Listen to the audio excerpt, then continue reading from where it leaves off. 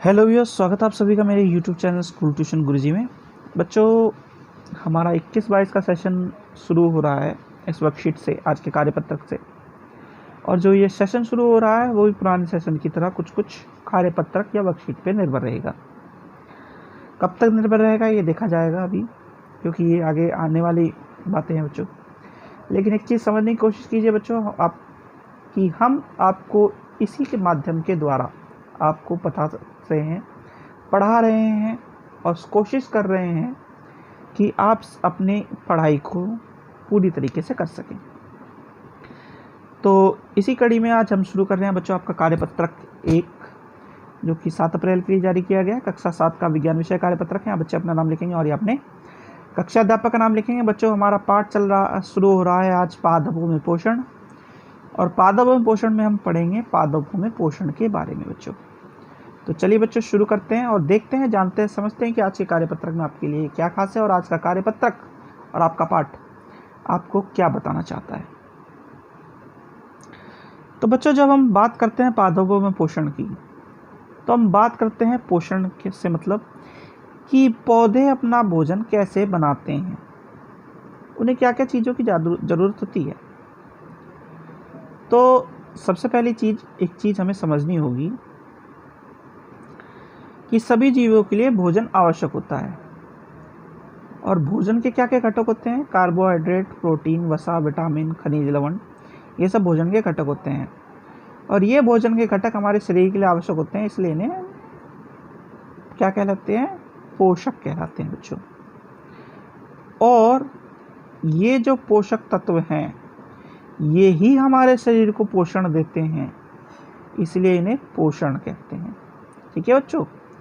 अब पादपों की अगर हम बात करें तो पादपों को क्या चाहिए? पादप ऐसे जीव हैं जिन्हें जल, कार्बन डाइऑक्साइड, खनिज, है ना, इस तरह की चीज़ों की आवश्यकता होती है अपने भोजन को बनाने के लिए। और पौधे इन कच्ची सामग्रियों के द्वारा ही अपना भोजन तैयार कर सकते हैं। अब पोषण क्या है इनका? किसी जीव द्वारा भोजन ग्रहण करने और शरीर के द्वारा उसके उपयोग करने की विधि को हम पोषण कहलाते हैं, क्योंकि पोषक से हमें अपने शरीर के द्वारा जो उपयोग करने के लिए ऊर्जा या मिलती है या कार्य करने के लिए कुछ चीज़ें मिलती हैं, तो ये पोषण कहलाएगा बच्चों। अब पोषण को 2 प्रकार में विभाजित किया बच्चों, स्वयपोषी, विषमपोषी। स्वयपोषी कैसा होगा बच्चों?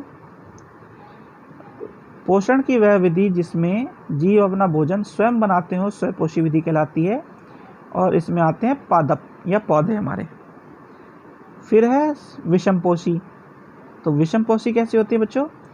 जिसमें जीव जो पादप हैं या दूसरी चीज़ें हैं, वो अपना भोजन बनाते नहीं हैं, बल्कि जो पादप हैं उन पर निर्भर करते हैं या दूसरे जीवों पर निर्भर करते हैं भोजन ग्रहण करने के लिए, वो विषमपोषी कहलाते हैं बच्चों। इसमें अधिकतर जीव जंतु ही आते हैं, वैसे देखा जाए तो पादप नहीं आते, क्योंकि अगर आप ध्यान दें, अभी जब आगे पढ़ोगे आप, तो कुछ कीट भक्षी पादप आपको पढ़ने हैं, उनके बारे में छोड़ दीजिए। तो मेनली इसमें आते हैं क्या? जंतु और जीव, अधिकतर यही आते हैं बच्चों। चलो बच्चों, अब जरा प्रश्न उत्तर कर लेते हैं। पहला प्रश्न है, पौधों द्वारा भोजन तैयार करने के लिए कच्ची सामग्री कौन कौन सी है? तो पौधों द्वारा भोजन तैयार करने के लिए कच्ची सामग्री है जल, कार्बन डाइऑक्साइड और खनिज। ये क्या है? पौधों द्वारा भोजन तैयार करने की सामग्री है बच्चों। अब पोषण किसे कहते हैं? तो पोषण क्या है? ये जीव द्वारा भोजन ग्रहण करना और शरीर द्वारा उनका उपयोग करने की विधि को पोषण कहते हैं बच्चों। ठीक है। फिर है स्वयपोषी के 2 उदाहरण लिखिए। तो स्वयपोषी का एक ही उदाहरण हो सकता है, अगर देखा जाए तो 2 आप पौधों के नाम लिख सकते हैं, जिसमें पादप ये उदाहरण है। अब इसमें कोई से भी आप 2 पौधों के नाम लिख सकते हैं बच्चों। ठीक है।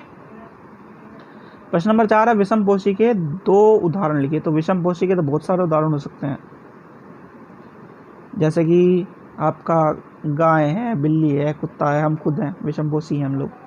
ठीक है बच्चों। तो बच्चों ये हो गया आपका कार्यपत्र कंप्लीट और वीडियो भी। आशा करता हूँ आपको वीडियो अच्छी लगी होगी। अगर वीडियो अच्छी लगी हो तो चैनल को सब्सक्राइब करें, वीडियो को लाइक करें, शेयर करें। Thank you.